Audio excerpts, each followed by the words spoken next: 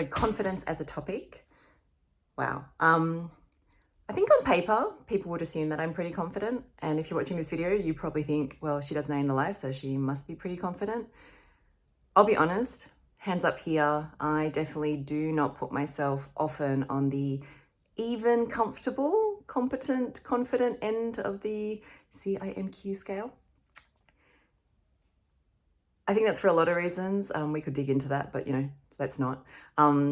But the one thing that's happened recently that's been really interesting is my confidence in how I look. And I think that's augmented by the fact that, I work in an industry where there are a lot of beautiful people around. And there are also lots of people that have opinions about how beautiful you are. And sometimes even just whether you get cast in a role or not makes you feel like maybe they thought I wasn't pretty enough. So lots of feedback to push you down the adequate or under end of the scale. But I think I deal with that by just kind of avoiding it. I just don't really engage in thinking about how I look very often. But I started seeing someone recently, and that has brought it all up. I've started caring about, how I look in the morning and what I'm wearing, and does he think I'm pretty? And quite recently we had this weird ass conversation because, so he's an attractive person.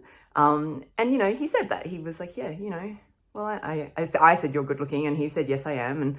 And I had this moment where I was just like, oh, yes, you are. And if you're good looking, then I'm not good looking enough for you. And I just turned into this spiral. And he was really shocked because as he describes it, he's like, yeah, I'm attractive. And people tell me that. And that's how he knows.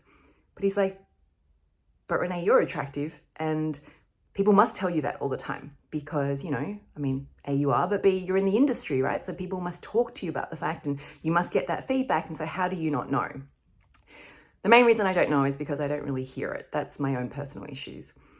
But I was talking to some friends and it was really funny. So it turns out maybe I don't hear it as much as he thinks I do.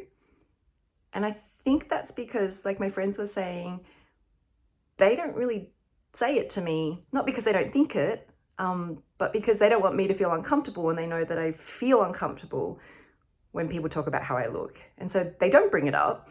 So I don't hear it as much, which makes me think less that I'm attractive, which plays into the fact that I already have a whole bunch of self-esteem issues. It's all a bit messed up, really, isn't it?